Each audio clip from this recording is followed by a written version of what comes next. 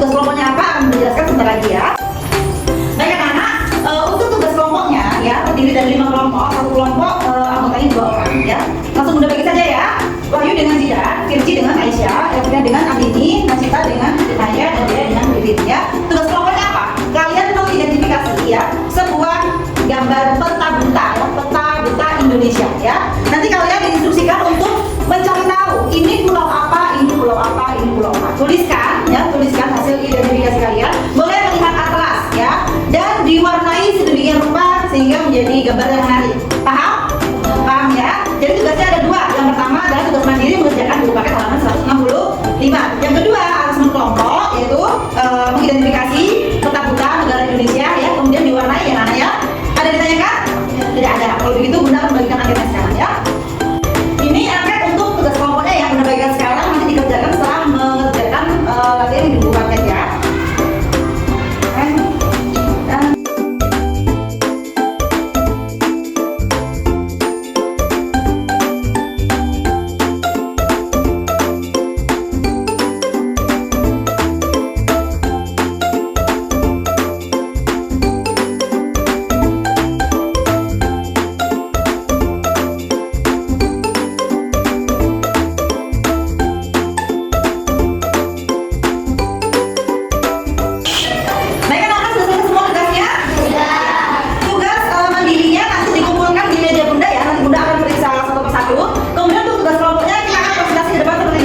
Silakan dimulai dari kelompok belajar ya, kelompoknya Andini dengan Evita. Silakan Ayu.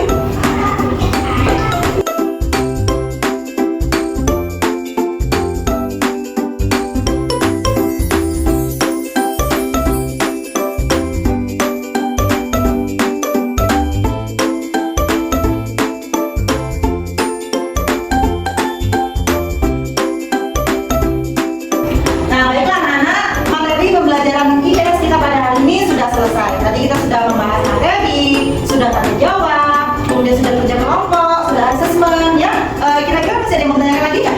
Tidak ada.